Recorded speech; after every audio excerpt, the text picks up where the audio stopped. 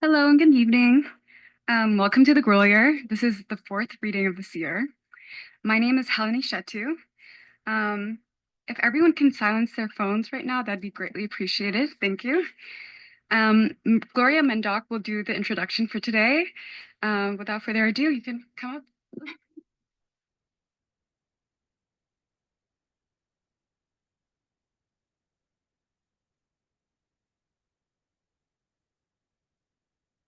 Thank you.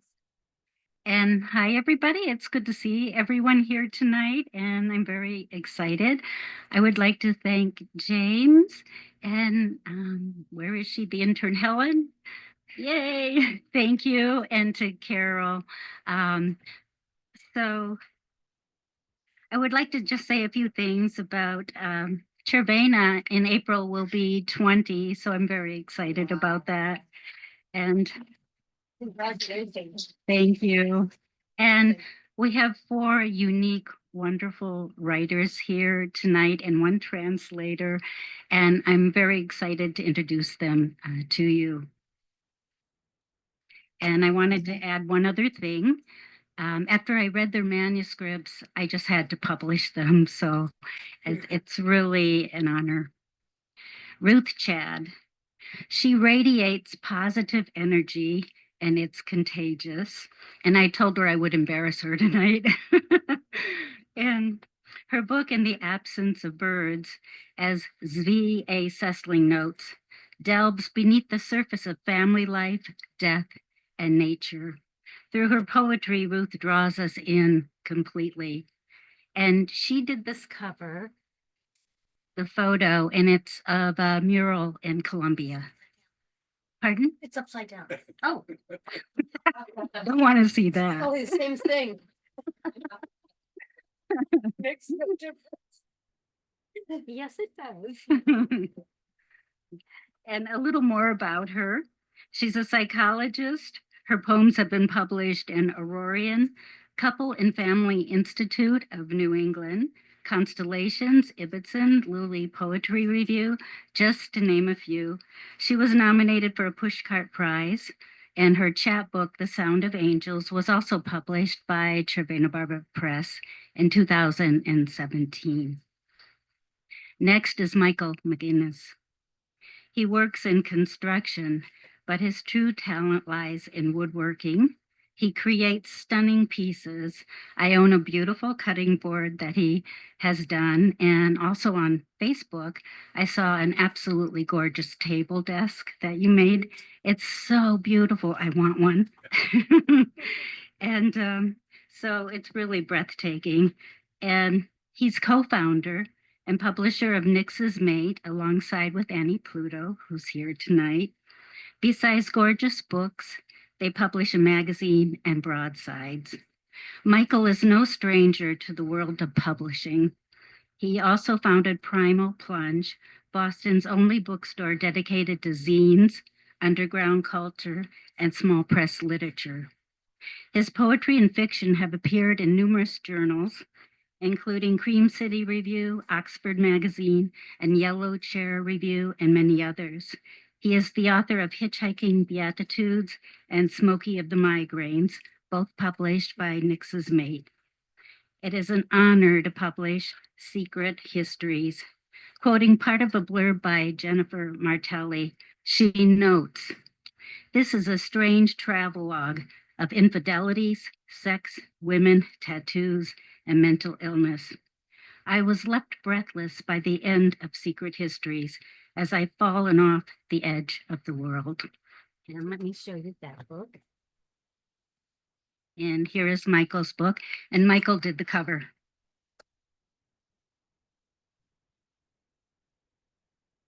Next, I met Vassiliki Rapti when I joined Carmen Francesca, who was here from Germany visiting, and we had dinner at the Harvest. And the minute I met Vassiliki, I just loved her. And I'm just so honored to publish her book. And here it is, Bathed and Moonlight. And the translation is by Peter I know I'm going to goof it, Bottéas. Thank you. And this is the cover. Let's see here. So George Caligeris notes, open to any page and you'll find the language of desire suffused by the tender, intensely focused, erotic glow of Vassiliki Rapti's rapturous gift. Vassiliki was born and raised in Greece. She is the author of several books. Her work is full of I can't talk tonight, surrealistic, I know that's wrong, imagery, playfulness and artistic expression, and a desire to capture wonderment in everyday life. She is the chair of the Ludics Seminar of the Mahindra Humanities Center at Harvard University. She teaches world literature and digital culture at Emerson, and is founding director of Citizen Tales Commons, an international collective of scholars and artists. Bathed in Moonlight was first published in Greece. Now a few words about Peter. He is a native of Toronto, holds a master's in translation from the University of Montreal, worked for many years as a translator, editor, educator in French Canada, worked for 20 years as a psychotherapist in the Boston area. He is a member of Citizen Tales Commons and does a podcast with Vassiliki called Borders Unbound, Hellenic Poetry of Diaspora and Beyond. He also is a voiceover artist and a poet and an I can't say that word either, so I'm going to skip it. Anyway, thanks, Peter. At least I have a sense of humor about it. I need a translator. And the last one, Brad Rose. Oh my God, what can I say about you? Sense of humor. Yes, definitely. Brad is strange, his work, and I just love it because I never know what to expect. He's very surreal, and I just love it. And many times I just have to shake my head when I read his work, and that's a compliment. And I would like to say his book, Word and Edgewise. Here it is, and it's not upside down. And his daughter designed that cover. And it is the second book I published by Brad. The first one was Monumentum Turbulence. Brad was born and raised in LA. He's the author of 5 books. He has been nominated for a Pushcart Prize and Best of the Net. He has been published in LA Times, New York Quarterly, Puerto del Sol, Baltimore Review, and others. He's also the author of 7 chapbooks. So let's get the evening started.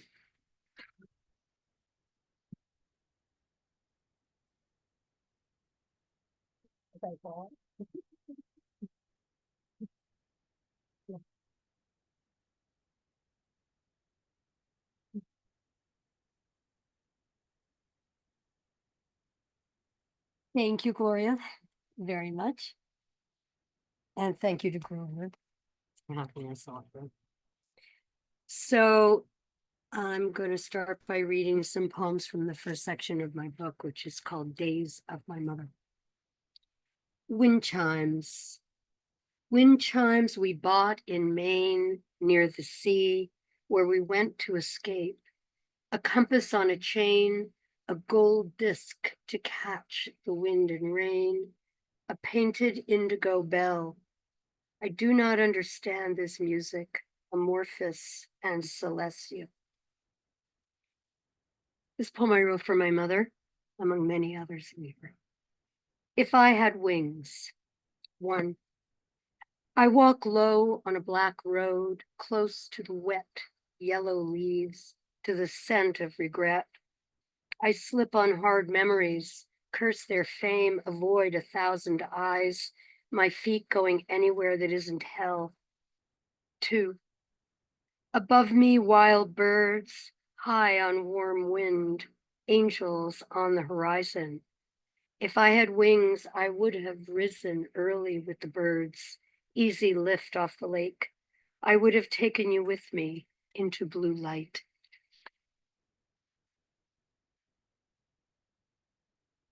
My stickies.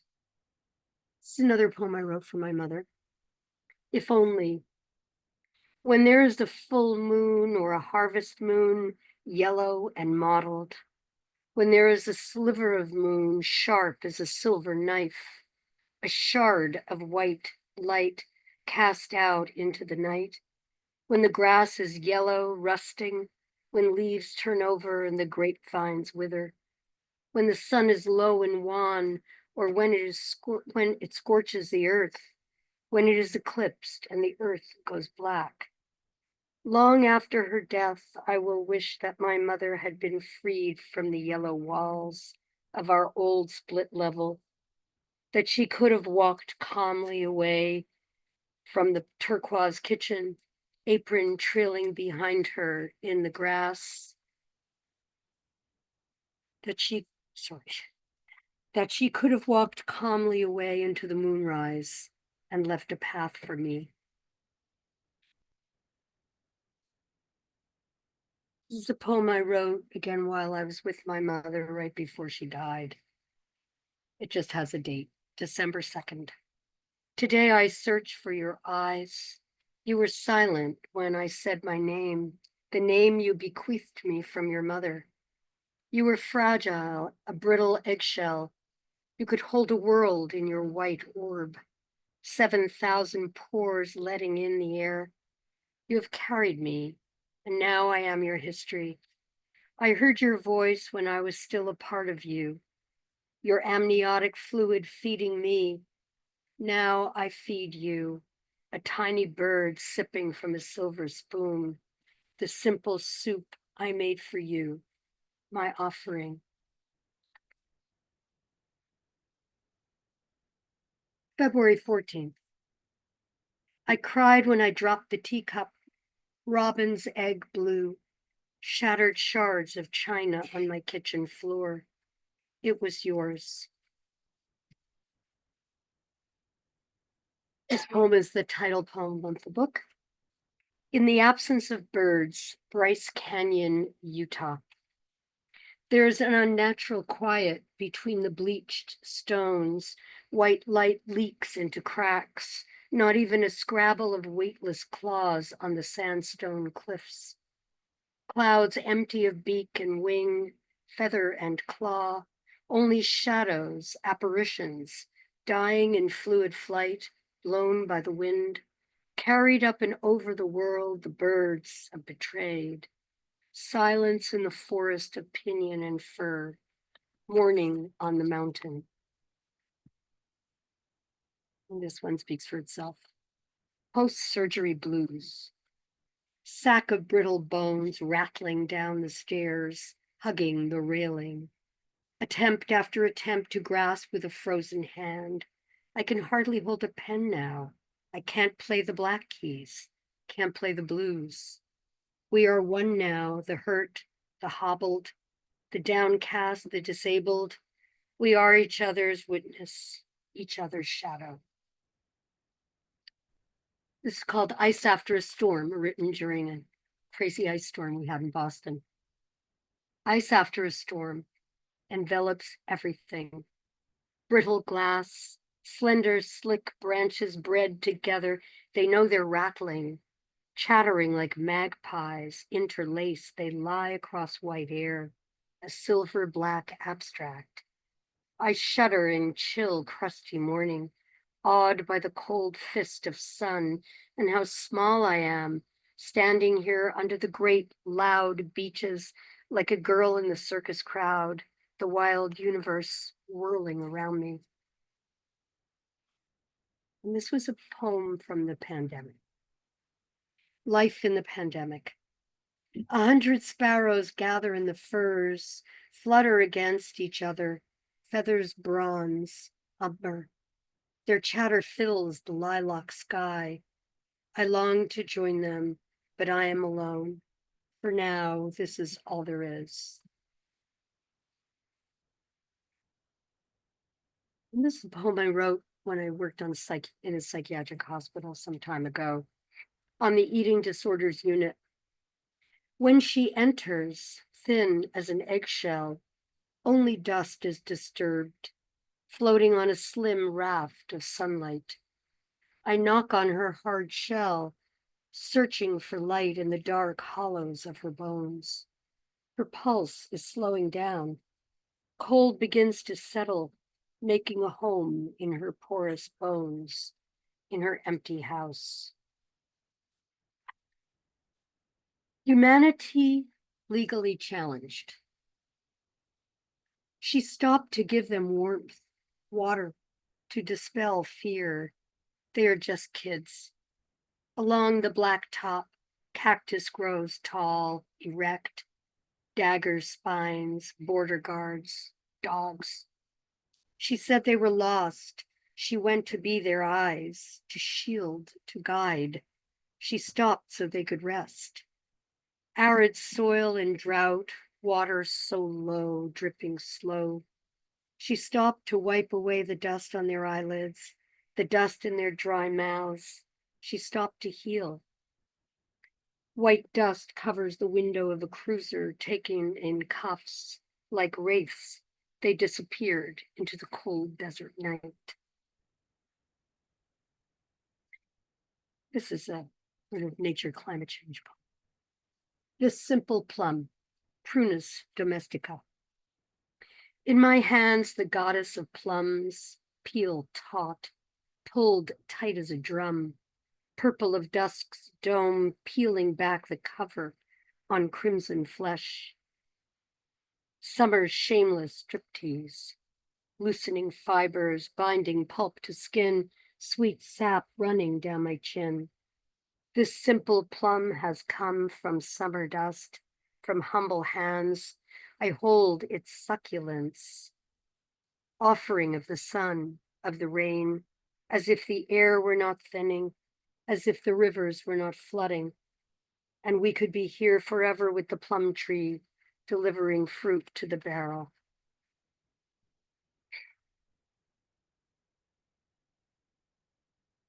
Called Beech Trees in Fall by Christian Rolfs. In 1937, the Nazis condemned this work as degenerate art. Lush leaves, blade, chiseled in crimson and ochre, alive in the space between beeches, swirling flames, swallowing silver bark, brushing the cobalt sky, taupe trunks knotted, tethered to the dark earth of forest floor. I know their story, what the blue light behind them reveals, gnarled trees growing in the midst of horror.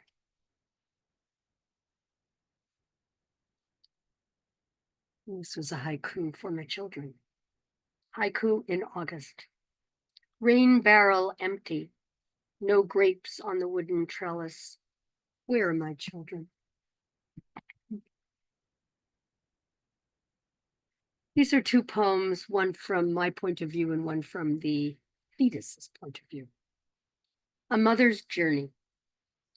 You were nub of heart, essence of the word. I carried you deep within me, your slender lungs reaching for air, each glimmering line linking bone to tendon, action to response. And I always on my journey. In the way of silkworms, I wove silken thread, the warp and weft, morning and night, substance from inchoate being, and carried you, a slim new reed, raw and tender, to wave and bend in wind, but never wilt. I gave what I found, nurtured what needed me. You were nub of heart, essence of the word. Home in utero. Like a reed I grew, roped and grasped for my strength, waved and bent in wind, but never wilted. I slaked my thirst from wet clay and riverbed, needing just a flash of sunlight, photosynthesis complete. This was a love poem I wrote when I grew up in Montreal, so it's written in Parc La Fontaine. When we were young, we lay on velvet grass, folding in upon each other, stillness almost complete. Our touch was tender as the paper white wings of a moth, opening, closing, pulsating together. Known by what is left after wings shift air, slightly shaking the long stems of yarrow. Longing hangs in the air like an echo, palpable only by its visceral insistence. We know longing by its absence of fulfillment. And this is another love poem, just called Love Poem. I wish I could have you this way, just for a moment. Quiet evening, our hands entwined, skin touching skin, under the twilight sky, full of swallows, their slim pointed wings strobing the violet light over us into a fugue. I'm going to close with a poem I wrote again for my mother. Summer and my mother. Her garden, the iris unfolding furls of violet, strokes of sun-soaked yellow on lanced petals, shadows of plum on heavy honeysuckle, her voice weaving through peonies, floating on summer and heat waves.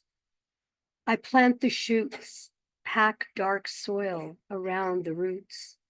My voice, her voice, my hands, her hands. Thank you.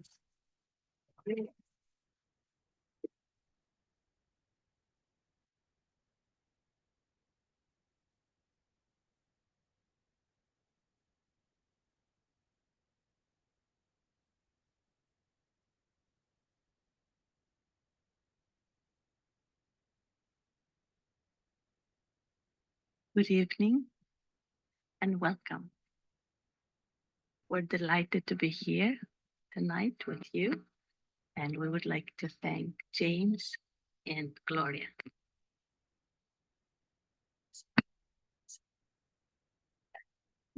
I'm sorry about that. That's okay, so are we.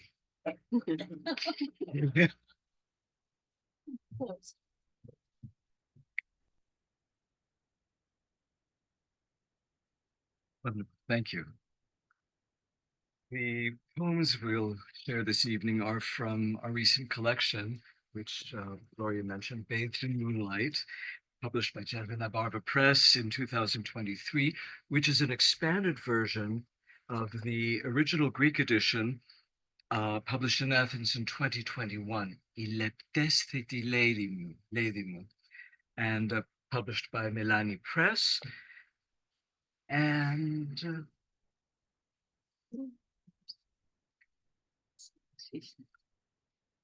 we'll launch right in.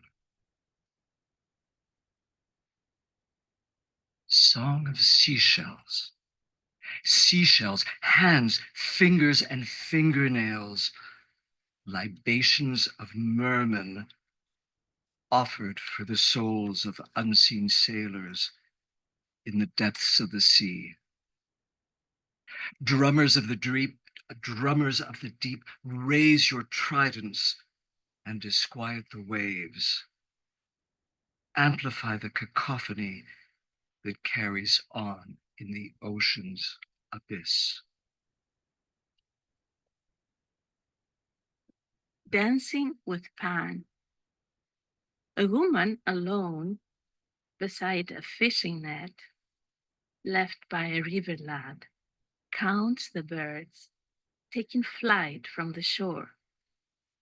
As she breathes the scent of wild flowers scared in the wind from the magnolia grove, she beckons Pan into a whirling dance. We'd like to share three of the poems in both languages so that you can hear the sounds, rhythms, and cadence of the original Greek alongside the English versions.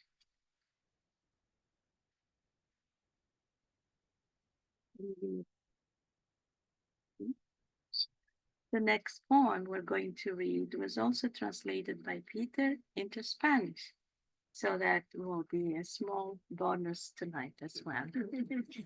And the next two pieces are poems of loss and longing, and we thought they'd be timely in the aftermath of the airline tragedy that occurred this morning. And you've probably heard that there are a number of victims from the Boston area. Των γυναικών που σε λύκνησαν. Σε γύρεψα, αόρατη εσύ. Έπρεπε να σε φανταστώ ξανά, χωμένη στο χώμα της θάλασσας, απ' τα κόκαλα βγαλμένη, των άλλων γυναικών που σε λύκνησαν διπλά. Έπρεπε να οσμιστώ ξανά το παλιό σου άρωμα, να θυμηθώ πώς τα δυο σου χέρια μ' αγκάλιαζαν και πώς έτρεμαν όταν με έστεφαν με το φως της μοίησης. Έπρεπε να γύρω στο πλάι της μαρμάρινης κλίνης σου, να φουγκραστώ το παλμό της καρδιάς σου που ακόμα χτυπά. Έπρεπε, μια που έφυγες.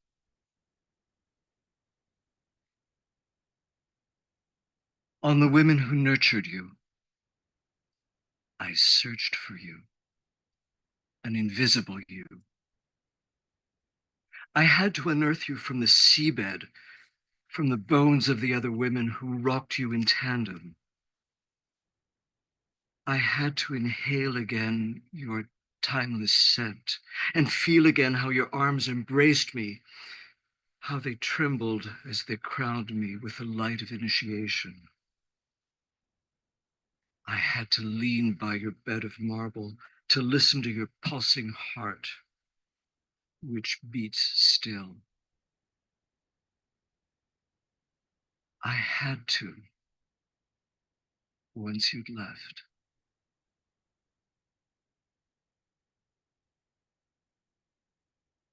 De las mujeres que te acunaron, te busqué, tú invisible. Tuve que imaginarte de nuevo, enterrada en el barro del mar, en los huesos arrancados de las otras mujeres que te acunaron ambas. Tuve que oler de nuevo tu antiguo perfume para acordarme cómo tus brazos me abrazaron y cómo temblaron cuando fui coronada de la luz de la iniciación.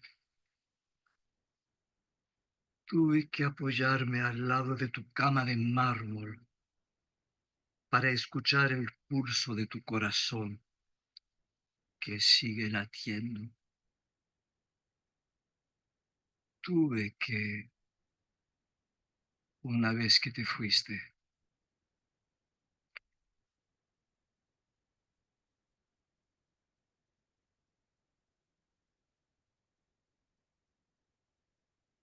Πώς άφησες τον χορευτή μονάχο. Δεν γέμισες με φρέσκο αέρα και όνειρο το σήμερα.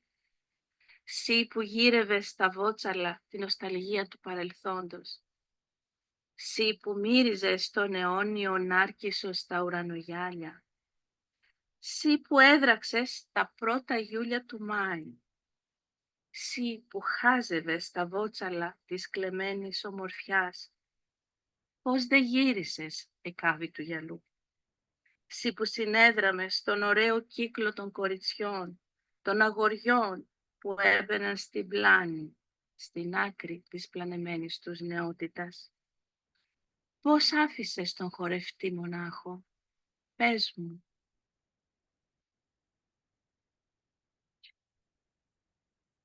how could you leave the dancer to dance alone?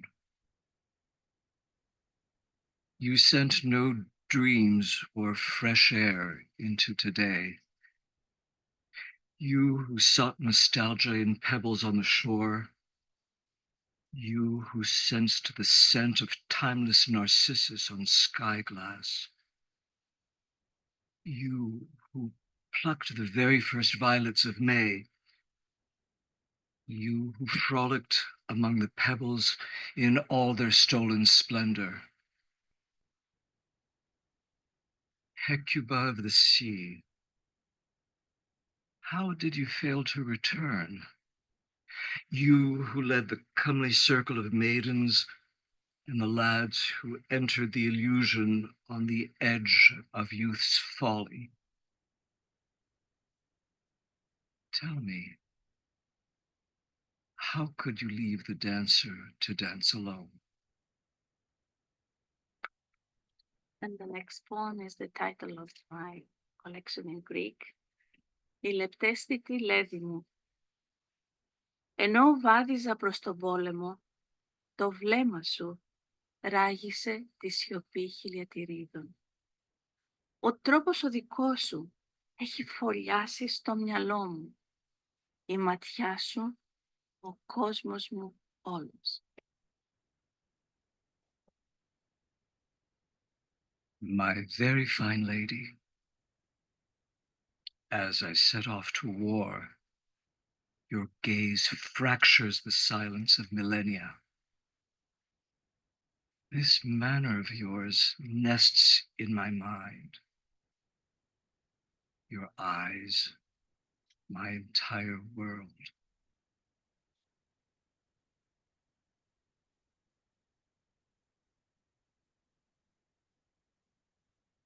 Directions.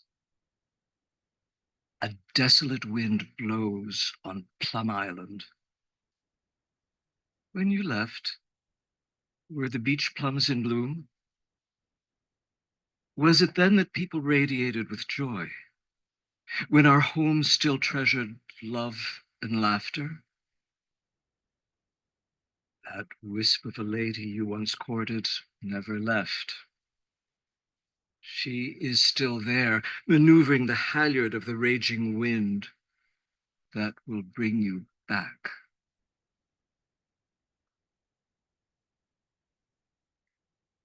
Dunes. The years swirled, spinning sea sand into cliffs. You see, they never let the cypress trees stand in their way. The moonlit night secretly smiled through all those years. Enigma. Cliffs, cascades, creeks, birds. Floating life on dazzling clear days, weaving blossoms of longing. Pear blossoms, inhaling mists out of gossamer floss. Sacred adoration.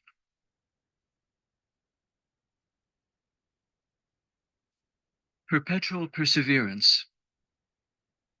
At dawn, omens of your birth from the depths of the night swayed on the steps of your dwelling, seeking simplicity, tugging at you through an unfamiliar gate after ages in the mist.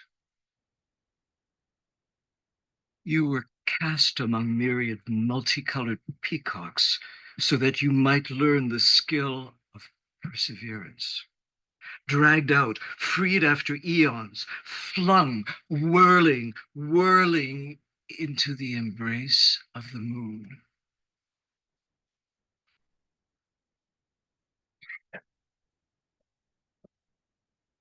Anthems in the garden of the wild pears. Twilight in the orchard of wild pears. Delight in climbing the trees. The outstretched branches, like shepherds' pipes, intone impassioned tunes, marrying heaven and earth. The serpentine brain takes the stage triumphantly.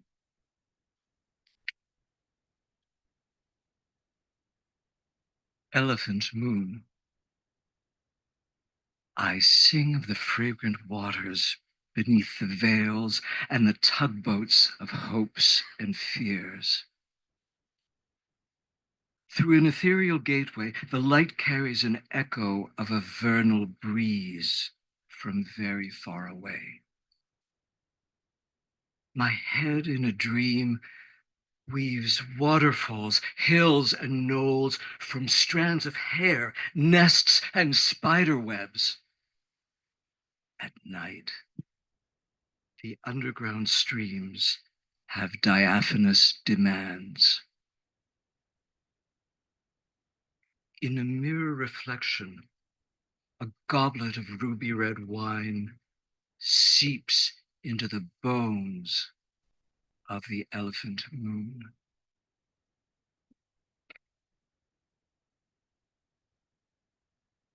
This is the poem that closes the collection. The body of the moon. In a deep lament, the body of the moon journeys anew. Exuberant light of deep rivers poses on spring grasses. The endless galaxy makes an abrupt appearance, doubly impressed. Gelid spirits harmoniously come back to life. Incense from the mountain heights beckons in a solitary refrain.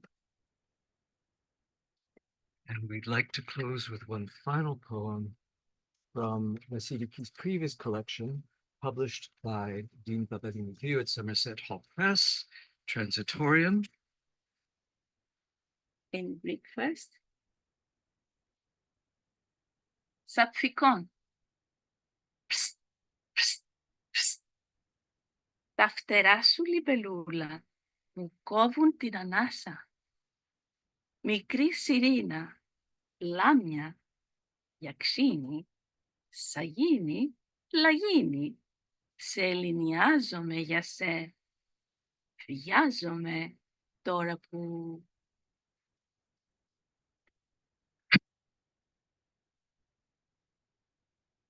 Your wings, libellula, take my breath away.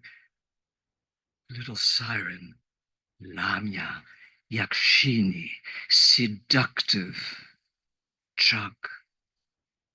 I am moonstruck for you.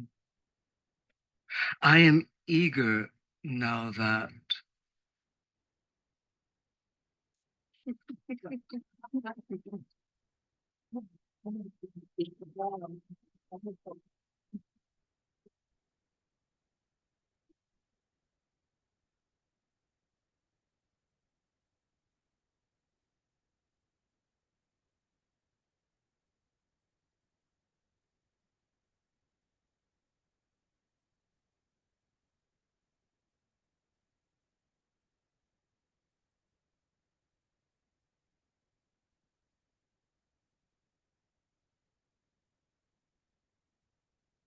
Thank you, Gloria. Thank you, James, and thank everybody for coming out tonight. I'm going to read a couple small things from the book that Gloria published, and I'm going to read some new stuff from a manuscript I'm working on called Every Fresh Day is a New Revolution. And these are, as Gloria said, I work in construction. I spent 6 years in the Navy as a sonar tech, so my hearing was spot on, and now my hearing just sucks. So when I get home from work, I put on noise canceling headphones and I don't listen to a thing. I just listen to silence. And that's what these two little things from the collection are about. This is 4 lines, 33 words after John Cage. More than halfway through, I'm beginning to think we met in a silence so deafening that the only sound you hear is your heart beating, as if tinnitus has become a new religion. And then one more. I listened to, I don't know what they call it. It's a classical group from Switzerland where there's a lot of pauses, there's a lot of silences. And one of the main composers, Jörg Frey. So this was just inspired by some of their work. Silence between leaves. The wind. In maples, pin cherry, beech, and birch. Sounds like a ship, bow down in rough seas. A heave of green water washing the leaves, and then a silence, curtained as if drowning. And some of the new stuff. The next two poems were published in Lily Poetry Review. Thank you, Eileen. When we saw Betelgeuse explode, its light quaked above the horizon, you said, who will tell the white-breasted nuthatch and the black-capped chickadee that stars whisper and fracture? When we saw Betelgeuse explode, a sluice of light shivered, and before you could say that a star's light freed us from sleep, we discovered magnolia, painted red, flaming amongst the reeds. This one's on a canal in South Florida before a hurricane. The tree with the stubby trunk and knotted branches tattooed with feral staghorn leaned back and scratched against the starchy sky. A silver pontoon boat skimmed by and came close to the slip. Its skipper waved and said, "You know its history." And I thought he meant the blue heron, snowy egret, and wood stork next door, waiting for Vera to feed them like three not-so-wise men because the ibises had already fled from the storm. Across the canal, the pure tones of a heavy wind chime moved out from under the pines, rising and falling with each gust. The wood stork shuddered its black-capped wings and flew past the pontoon boat. The skipper said, "It's an invader." He pointed to the tree with the stubby trunk where a red-headed woodpecker had found something to talk about. And now I came up, I had a bunch of like sonnets, I guess, 14 lines, whatever. And so there's a couple of them. When you have a strange dream about Frank O'Hara poems, the poems and not the man himself, then read a short piece in a New Yorker about Billy Collins living in Florida. Then, while showering, a poem splashes around in your head. After you rush to your office and tap it out, change a couple words, go, needs an unexpected ending. Then, wow, this works. Later, while in bed, pick up another New Yorker and find a poem by Billy Collins. Read it and say, man, he is so fucking pointless. Then finally you understand why he is so popular. But you thank him anyway because you write so little that even one microdose of inspiration is welcome. Go to sleep, don't dream about poetry at all. Instead, you wake thinking, wouldn't it be cool if you opened a shop and called it Books and Boards and sold poetry and woodworking? And the sign above the woodworking would say, Board of Books? You read this sonnet you just wrote and think, Frank O'Hara, you did it again. This one's not so funny. And the psychiatrist in the audience. How do I go to the VA for my health care too, so that's where this reference is. How do I answer when the nurse at the VA asks if I have thoughts of hurting myself or others? Is it yes, when driving to work, I think about detached jet engines falling from the sky? Is it yes, when in a 59th floor penthouse, I imagine one step off the balcony is a gift from gravity? Is it yes, when riding my bike around the city, I believe true love is kissing the front of a dump truck as it runs a red light? Is it yes, when I turn on the table saw and realize the machine is a perfect vampire? Is it yes, when walking in a crosswalk, I hope a rich person driving an electric vehicle doesn't stop so they can fund my retirement? How do I answer when the nurse at the VA asks if I have thoughts of hurting myself or others? It depends upon your definition of no. Back to funny. I was on a job on Beacon Street, $4 million job, one of the cheaper ones. And there was a laborer on the job, and he was from New Hampshire, and he would always ask me questions. What did I think of Elon Musk? What did I think of David Letterman? What did I think? All these other things. One day he finally asked me what I reference in here. The laborer said to me, he said, when you were my age, ever think you'd meet someone like me? I sighed. By the time I was your age, I had been to Hawaii, Japan, Korea, Hong Kong, Singapore, and the same islands as Melville. By the time I was your age, I spent time in a Philippine jail, been lowered to the rolling deck of my ship from a Seahawk, swam with sharks in the Indian Ocean, and stood weeping at Ground Zero in Nagasaki.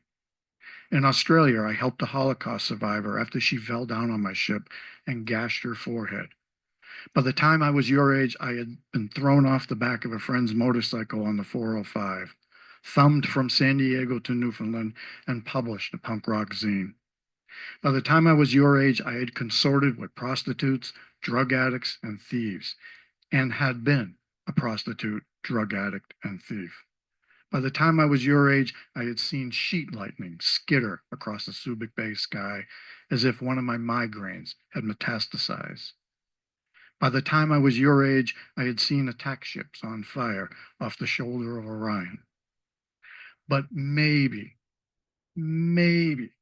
I thought I might meet a person like you. But that was probably when I was tripping my ass off at the end of Ocean Beach Pier in San Diego on a foggy night.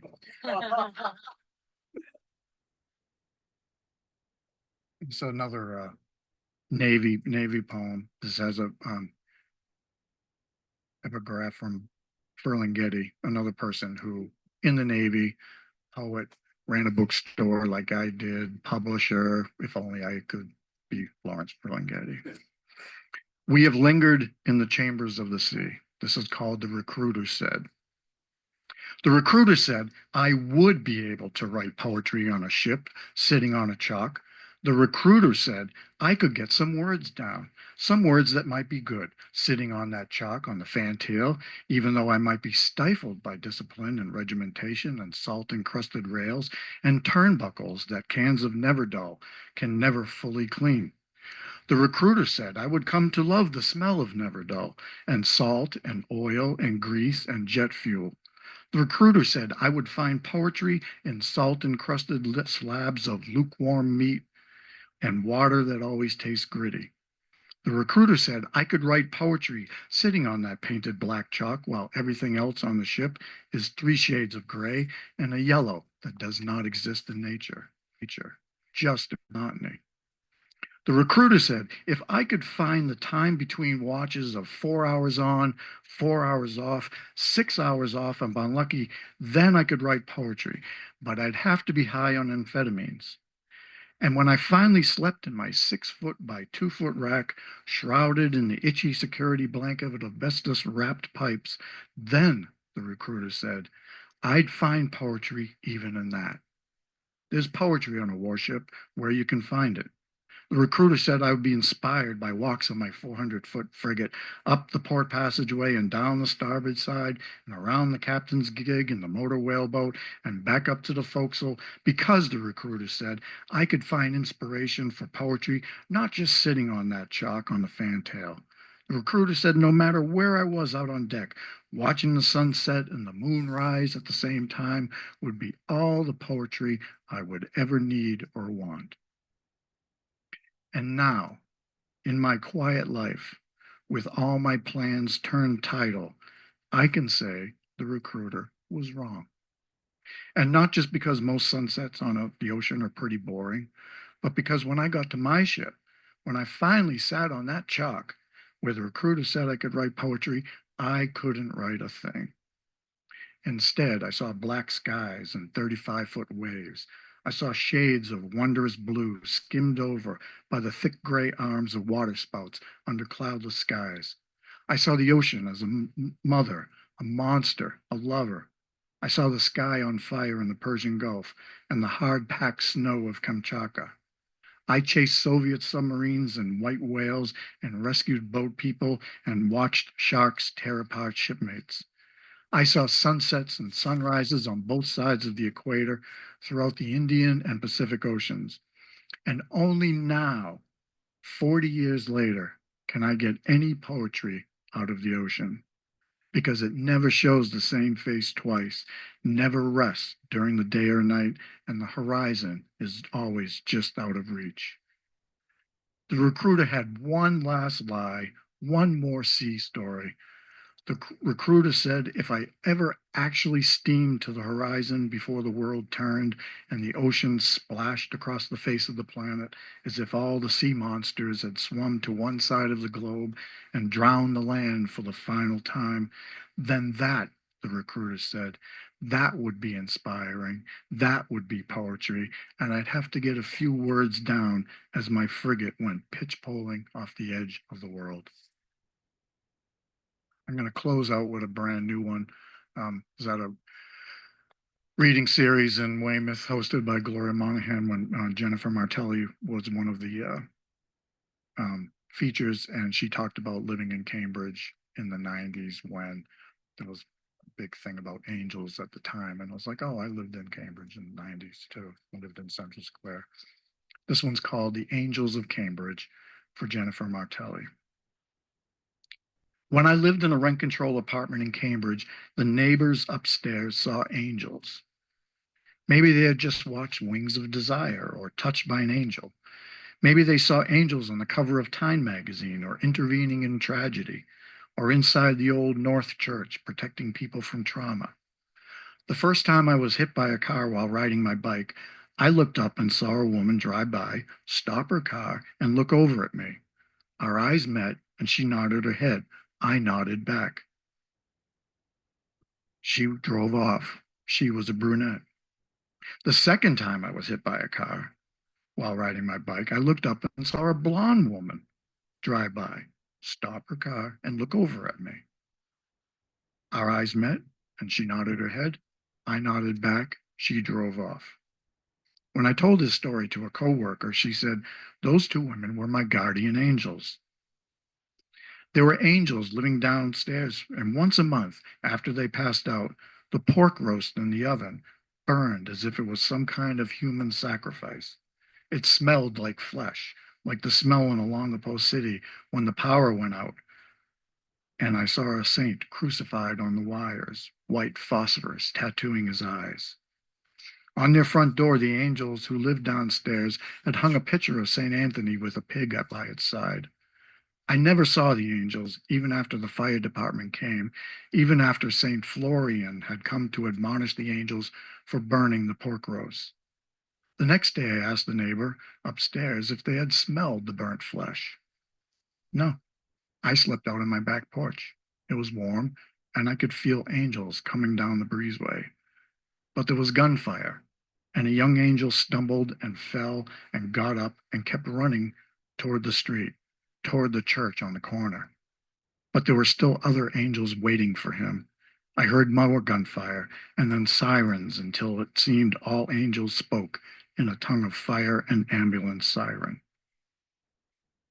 Across the hall from the angels lived the drug addicts, who might have been angels, but seemed more like ghosts, who touched the scarlet hope of transmogrified stigmata and only left their apartment to score and come back with boxes of organic mac and cheese they stole from the co-op down the street from the church where the angels shot at each other and left drops of red angel blood, which is the same as human blood, except it sparkled and sang like sirens, luring sailor speed freak angels like me toward the cars that wanted me to pillow against their windshields. When rent control was voted out, my landlord tried to double my rent. I told her I was moving in 2 months, and could she wait until I moved? What is with you people? She said. You people, I repeated, and handed her a medal of my patron saint, Saint Dipna. My landlady had ginger hair, and her clipped wings were tucked under a blazing black overcoat. Thank you.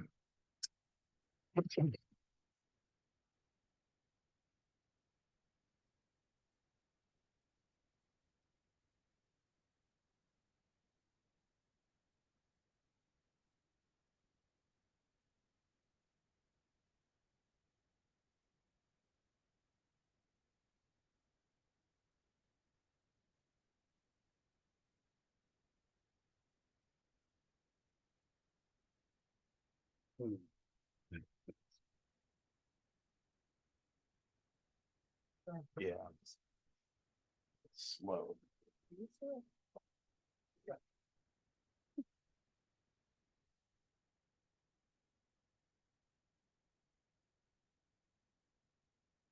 Should get my good side on this.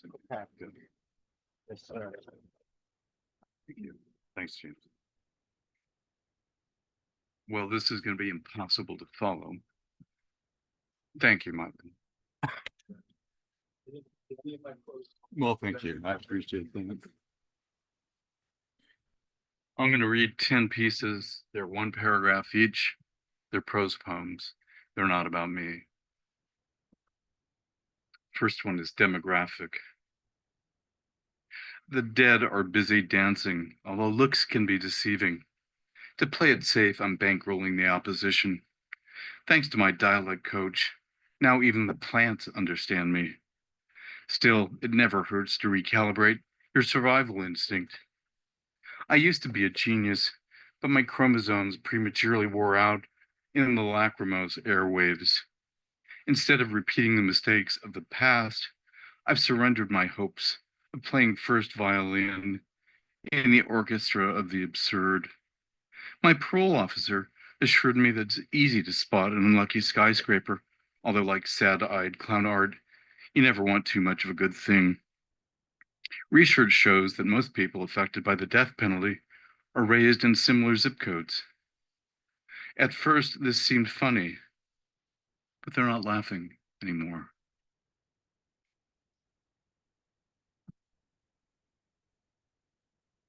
Prime real estate. It's a medium to extra large night. Like shoe trees in bloom, something mysterious is afoot. Perhaps it's a circular trend or a movie played backward about a swinging pendulum. Since my name change, I feel like a bunch of short stories without a table of contents. Sometimes it's hard to make ends meet. The sad part is I really like stealing. It's like continental philosophy, although I'm not afraid to look you in the eye when I'm doing it. I'm in no position to offer career advice, but I can tell you it's totally unnecessary to kill people while they're on screen. Besides, all the best actors wear body cams, more out of convenience than conviction, even the minor personalities. Which reminds me, the doctor's office called this morning and left a message about your upcoming head transplant. Maybe that's why you look strangely familiar to me. Like they say, location, location, location. Why rent when you can own?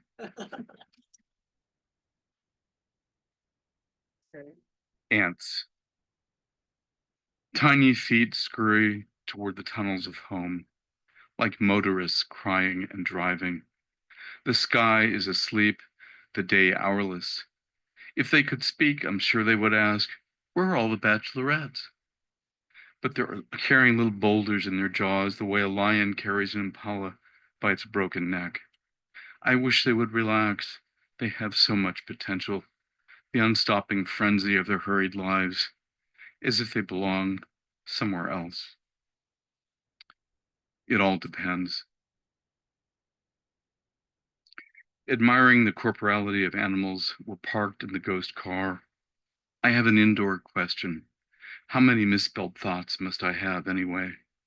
There's nothing more beautiful than wanting the impossible to be true, especially when it is. Time passes faster in the mountains than by the sea. Like a drowned body, the sky's blue prairie floats overhead, wind light as confetti. Maybe we should take a drive to the beach, go for a swim. I don't want to give away the ending, but I can tell you it's a beauty. No one attends their own funeral. Know what I'm saying? By the way, that outfit looks good on you. Although it all depends on how you look at it.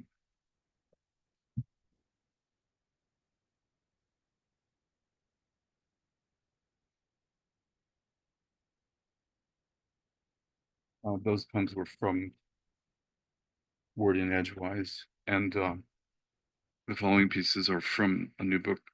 I hope it comes out this spring from Big Table called I Wouldn't Say That Exactly. At the Pentagon, the holiday spirit is in full swing. Cannibalism tends to bring people together. Fortunately, I'm in touch with myself, although like opposable thumbs, I don't take it personally. This year, Satan's doing my income taxes. He's a likable enough guy, although he says he finds it too dark in the shadows and too bright in the light. Of course, that's not necessarily going to put food on the table. While some say there is safety in numbers, there is no safety, only numbers. In fact, in spite of my wanton attitude towards pleasure, carnality, and decadence, I don't care for your reckless, cheating ways. You are, however, my treasure island, my little mermaid. That's why I wear an eye patch, shoulder a chatty parrot, and sport a mahogany leg. That's why whenever I sail toward your lush and verdant isle, the bumper sticker in the stern of my galleon reads, "How's my driving?" Hat store window. Thanks to my invisibility cloak, I'm enjoying the darkness. You know me, if I could, I'd dance the night away. In fact, because I'm no longer afraid of the devil's cartoons, I'm planning a trip to the real Disneyland. In merely 3 short weeks, anyone on the internet can learn to speak a new language. It's a small world after all. Just imagine your internal organs. Of course, not your appendix, that useless little finger buried deep in your slippery belly. That's much too ugly. Although, like extraterrestrial intelligence, there's got to be a logical explanation. You probably think you know exactly where this is going. Appearances can be deceiving. In my opinion, your dainty head belongs in a hat store window. So come on in, have a seat. Any seat. No, not that seat.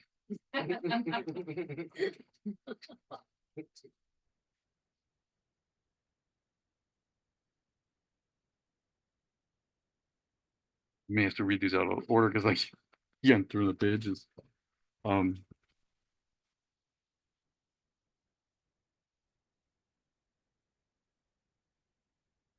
Especially the giraffes. Are the words in the dictionary fiction or nonfiction? Of course, like animal crackers devoured at a petting zoo, you can just imagine the tragic highlights.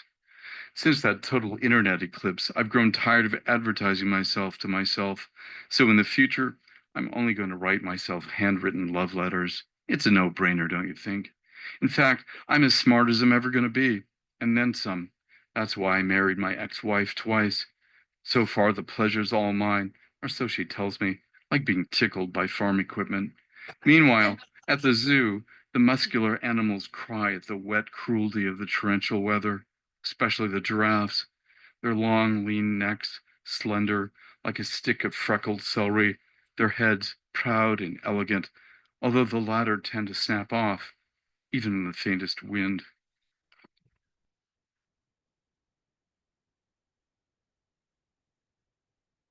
One-eyed crocodile. I may be halfway to hell, but I'm willing to give myself the benefit of the doubt, especially now that I'm speed dialing Satan's clammy phone number. Hello, Planet Beelzebub? What temperature are your eyeballs? Yesterday at the Lemon Lime Luncheonette, I sliced my orangutan pie with my new two-tone party knife. Skin is one of my favorite organs. Sometimes I'm not sure whether I'm a barrel of laughs or a box of giggles, but there's no use getting hung up on the finer points of slapstick. Besides, who drinks Shirley Temples anymore? My closest friend, Cozy Piranha, tells me that the imperfections of the human race used to bother him, but not any longer. Now he loves the sound of fingernails being polished and the outdoorsy scent of internet perfume. Thanks to his double-barreled eye wall, it's plain to see why Cozy is twice as ugly as a purple yam on a swampside cookout. Whenever the blind eye of passing hurricane winks at me, I weep one-eyed crocodile tears in return. Like Cozy says, half of something is better than all of nothing. Say, that's a beautiful monocle you're wearing. I've got a pair just like it at home.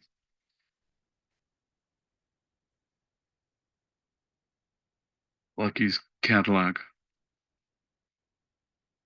Although I was dressed in my most outgoing clothes, I failed my Myers-Briggs personality test.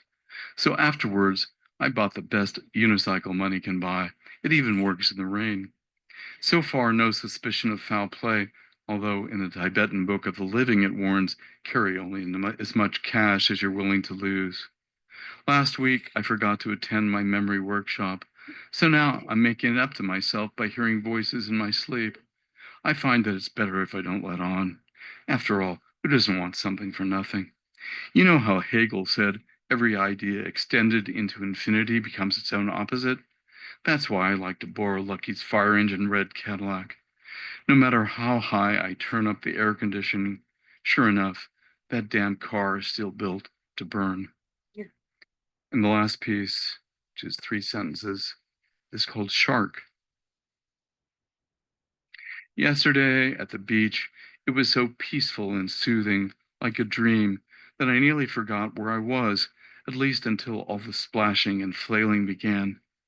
When the lifeguard jumped up, pointed seaward, and started to yell hysterically, it was hard to tell if he was shrieking man-eating shark or man-eating a shark.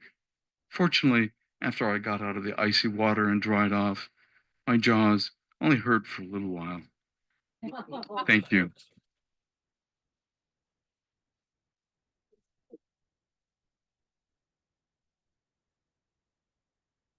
Thank you for joining us this evening, everyone. Let's give the poets another round of applause.